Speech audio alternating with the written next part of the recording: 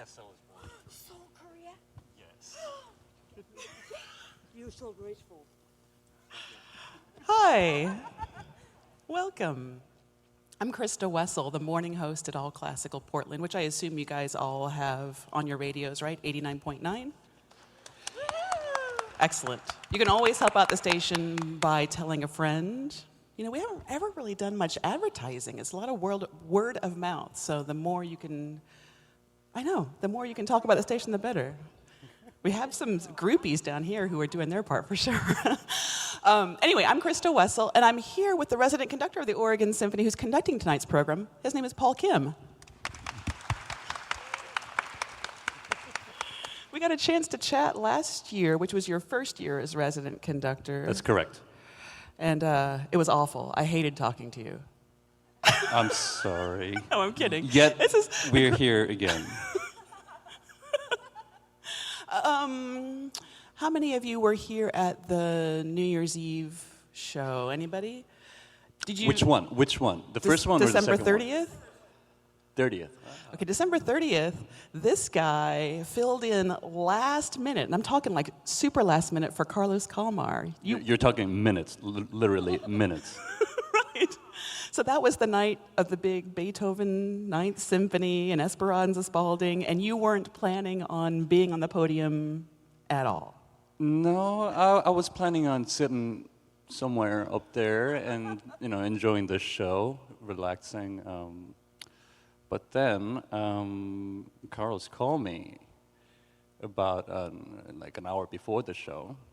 Wait, no, hold on. Don't gasp just yet. An hour before the show, and he said he's at the hospital with his wife expecting a baby. And he said, can you just take the first half? Well, I'll get there in the second half. She had just had the baby like that afternoon, right? No. She was just in labor. Oh, okay. She was in labor. I actually don't know what that exactly means. Because, I don't know, I'm still young. But he said, take the first half. Oh, in the first half, there were, of course, two pieces. For those of you who weren't there, two pieces, two jazz pieces, and then Esperanza Spalding. So I conduct my two little pieces, and then Esperanza took the stage, and she was doing her thing. I was in the audience, watching her sing and do her thing. And is Carlos gonna get here? And literally towards the end of Esperanza's show, he calls me. I get outside and take his phone call, and he said, "I'm not coming."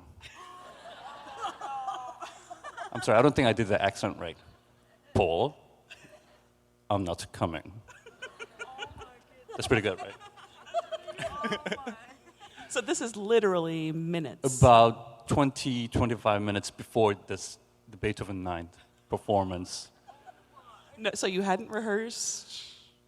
Nothing. No. So what does a very young, admittedly young conductor do in a situation like that? You conduct. What are you gonna do? I mean, literally,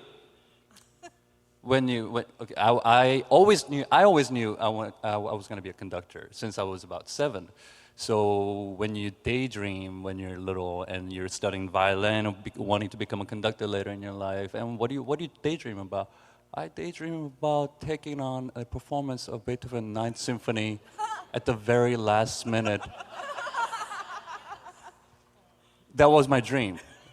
I'm absolutely serious. Wow. Oh, wow. And it happened. And did it live up to your expectations, or was it a night? I can imagine how Well, terrifying that must have been. You hadn't been on this podium, you hadn't rehearsed the orchestra or the choirs or anything. Honestly, I can't really tell you how it went, because about 5 days prior, I was in the hospital myself, not in labor, with pneumonia.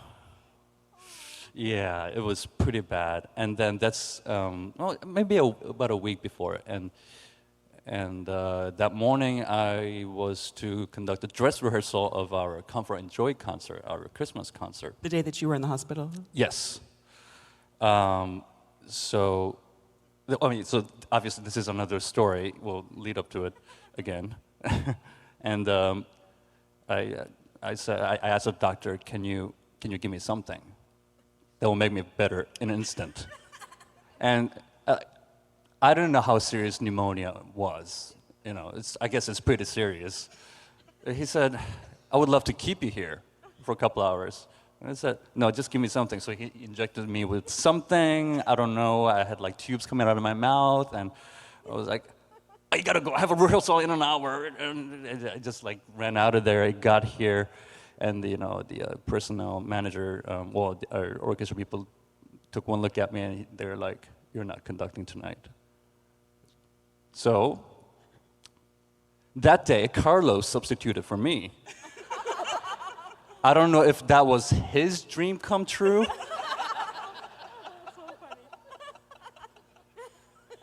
Let's just say yes, it was. That reversal of roles was quite astonishing, I have to say, and ironic, right? So that was about a week prior.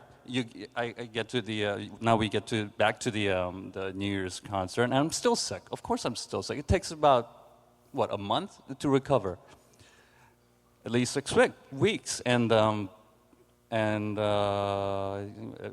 said I have to conduct, and am I going to say no to Beethoven's Ninth Symphony that I had been dreaming about? So I'm up there. I'm just like conducting. I'm conducting. I can't hear anything. You know, my ears are completely clogged, and I'm just like giving everything. You know, like why aren't they producing much sound? You know, it's like give me more forte. And then in the last movement where the chorus comes in, all of a sudden my ears pop on stage. And it was like that moment, if you've seen Immortal Beloved with Gary Oldman, you know, he can't hear anything. His Ninth Symphony is getting performed, and all of a sudden he can hear it. You know, it's like an inspiration thing. And that was exactly how it went. And it was so loud, I tell you.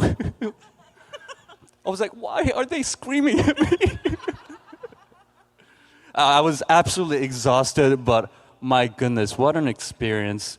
It's not only because it was my dream come true, but it's Beethoven's Ninth Symphony, and to be part of that is here with you, you know, and important. It was absolutely fantastic.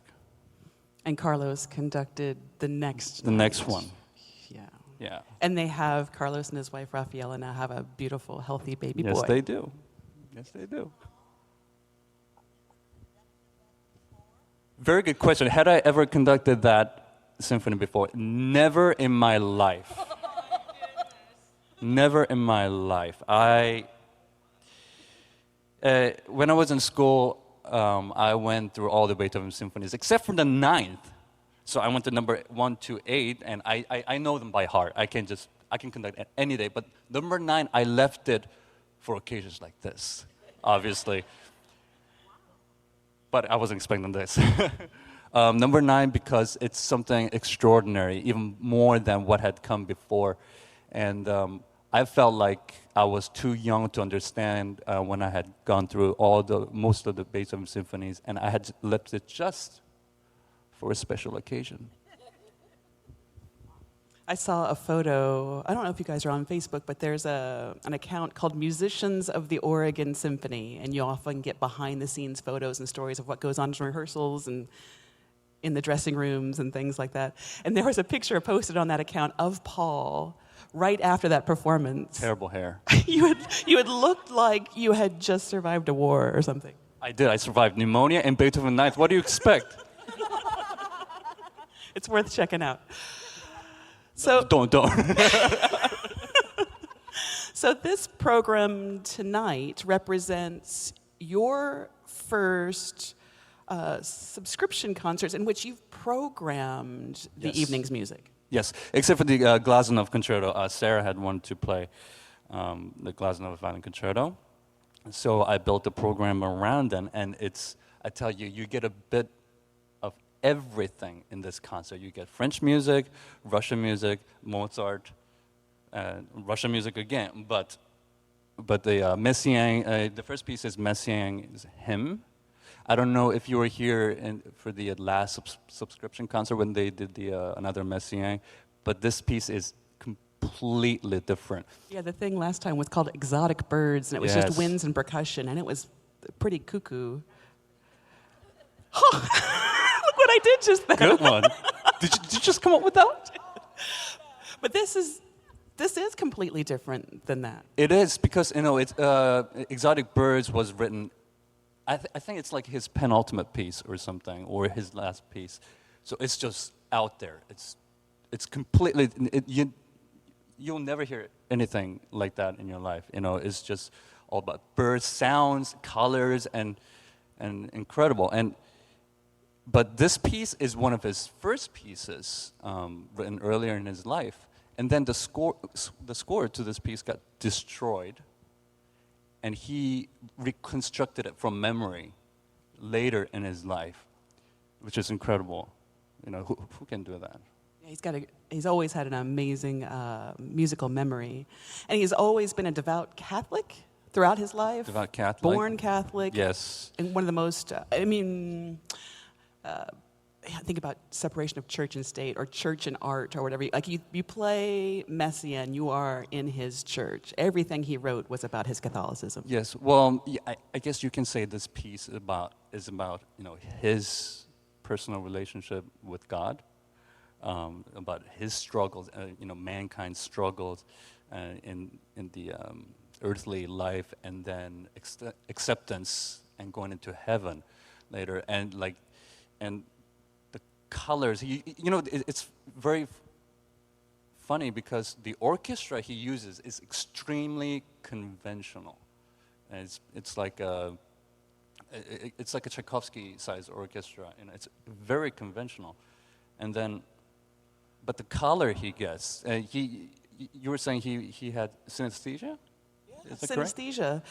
It's a crossing of the senses. So you hear music, you see colors, or you see colors, you taste something. He had audio, visual synesthesia. That's right, and so I guess this piece actually, to him, this piece meant more than it would to us, because if he hears it, then he would see colors, and it would mean something to him.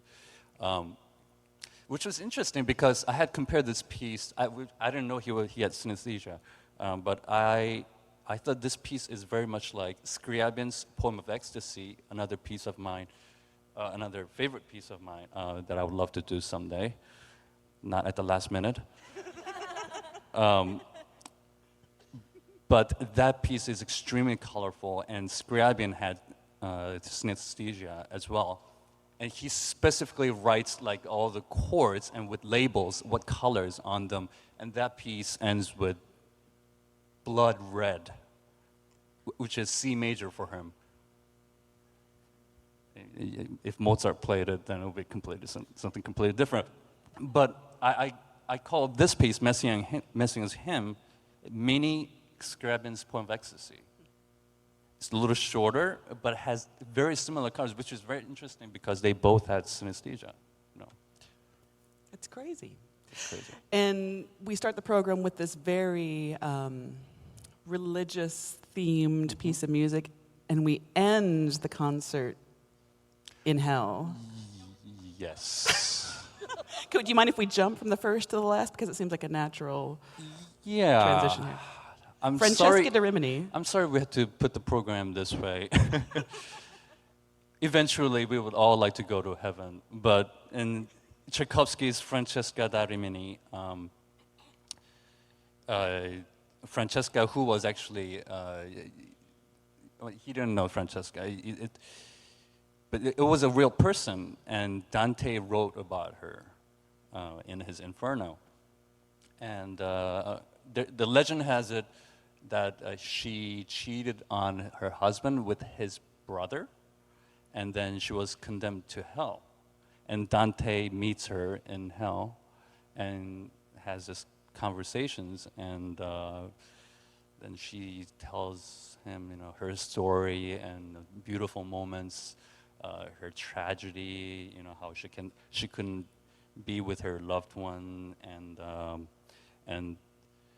and this, I want to say firestorm comes and sweeps them away.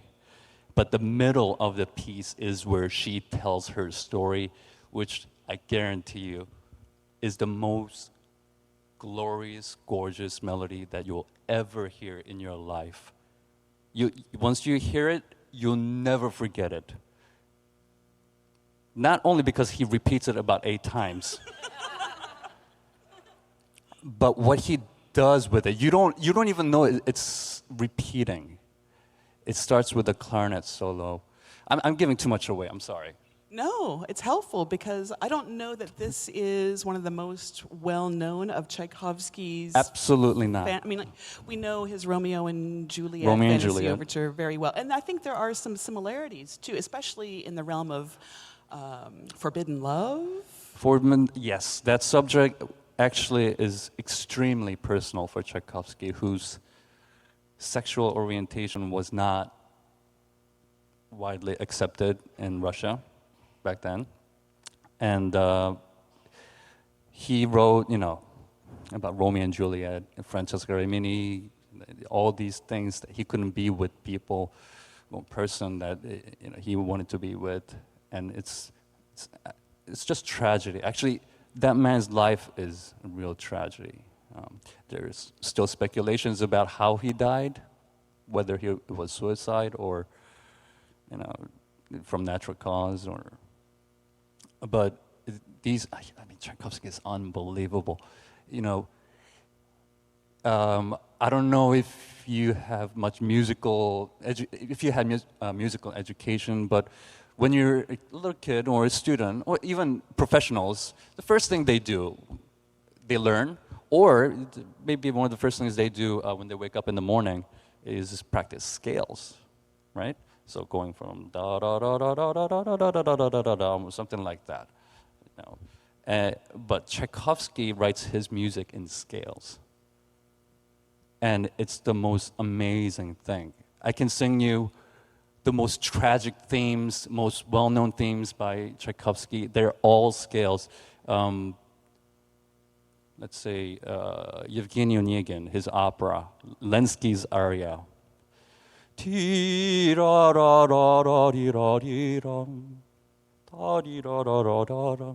Or his Pathetique Symphony, the Sixth Symphony. The last movement is very famous. Goes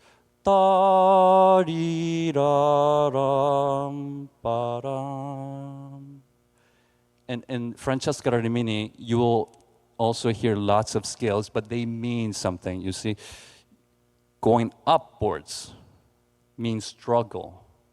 Going downwards means resignation. You'll get it. You'll love it. I don't want to promise too much. Well, it's interesting that when you had the opportunity to put together your first subscription concerts, the Oregon Symphony, that you chose this piece. I mean, it speaks deeply to you, obviously.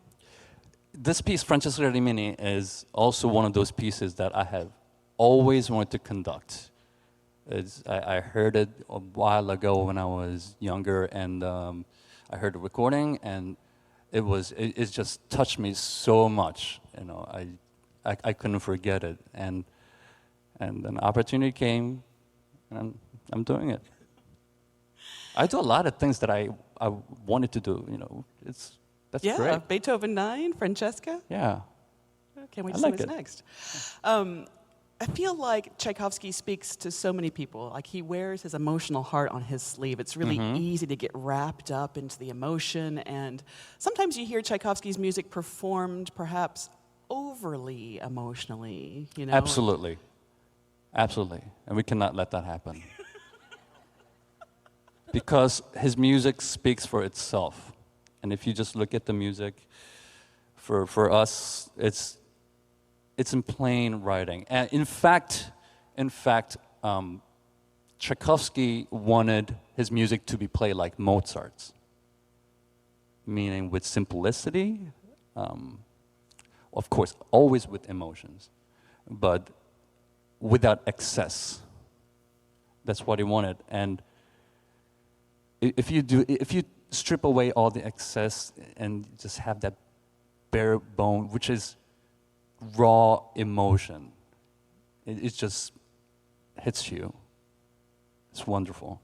So has it been the case? I mean, what I'm hearing you say is that you're going to treat the Tchaikovsky just as you would treat the Mozart symphony that comes before it, a little bit more refined or something? Is that it? No. Getting rid of some bad traditions. Letting the music speak for itself. It's not any less emotional. If anything, it heightens senses because you just get straight to the music. I'm hoping. You see, I'm promising too much. Stop making me talk about this. Well, let's talk about the Glazunov Concerto, because this is something you didn't choose on this program. Our concertmaster, Sarah Kwok, when asked to perform as soloist, Right. instantly chose the Glazunov. I was just talking to her backstage, and she says that she's a romantic at heart. She just loves how this concerto just sings. It'll tug at your heartstrings. It does. And it's kind of funny because Glazunov Violin Concerto, I was a violinist once, and Glazunov Concerto was one concerto that I did not want to play because it's a kind of piece that has sort of undercurrent, it doesn't stick out. So the violinist has to make it speak clearly and make it leap out of the violin, which Sarah can do and does amazingly, which I could not do. As a violinist, I felt like it's just a special skill you must have to make that happen. And it's a very special concerto. It's in one movement. It's not often performed because it's extremely difficult. In fact, in your program, it says when this concerto was last performed, 1938. It hasn't been performed here since 1938 with Nathan Milstein. Milstein. He was a great Glazunov concerto player. So, I mean, not only is it challenging for the soloist, but it's also challenging for the orchestra because he doesn't just walk the path. He goes side and around and under and above, and it just takes you on this emotional roller coaster, but not without being so obvious, right? So it's a real challenge, but we'll see what happens tonight. I like that there are the two halves of the program represent like two different sets of contrasts. Really, the Messiaen couldn't be more different than the Messiaen's bright, is just, it's like looking straight into the light. Glazunov is much darker. It's complete opposite end of the spectrum. It kind of rumbles its way through. Mozart. What can I say about Mozart, really, that hasn't been said? I know this for sure. When you, as an instrumentalist or conductor, when you play any of Mozart's music, you just smile. You don't understand why. You could be having the worst rehearsal in the world, and everybody just want to go home, and you start doing Mozart, and it's like, And then you take us to hell with Tchaikovsky. yes. Well, I think we have time for one more big question. In that, we talked about how Carlos filled in for you just before Christmas when you were really sick with pneumonia. And then you filled in for Carlos on December 30th, the New Year's Eve, Beethoven 9. What's that relationship between you like? I mean, before you programmed this concert, before you started rehearsals, did you consult him for advice? Absolutely. I mean, when you have a conductor of his experience and skills, and he's done most of these pieces before, why not take his advice? And his advice are pretty darn good, I have to say. I ask him questions, I still have a lot to learn. I have a long way to go. But I'm sure Carlos feels the same way. Any musician, you ask any musician, and they will say, we have a lot to learn. And we do, because there's just so much music out there and so many things that maybe you won't get to ever experience in your lives. And we have this quest for perfection that will probably never be fulfilled, which is wonderful, I think. I was just talking with some folks backstage, too. We're remarking that you're doing the whole second half from memory. Is that true? Okay, you gave away too much. Well, I always find that remarkable. I know that you've been living and breathing Francesca da Rimini since you were knee-high to a Yes, grasshopper, I've been breathing right? fire and hell and, you know. But that seems like it's hanging out there in a tight wire a little bit, not to jinx it or anything. Yeah, well, no. I mean, it's not a big deal. No, it is not a big deal because I love the music. I learn every single note in it. I feel like I can communicate better with the orchestra with that music stand in front of me. You know, it's just blocks something. I can't channel my energy. I don't know.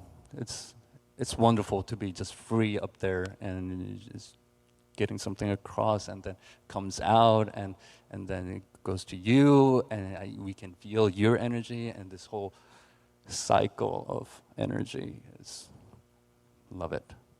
You're living the dream. Living the dream. Good. Well, thank you for doing this with me Thank today. you. Thank you for being here. There's a lot of people here. Paul Kim. Christa Wessel.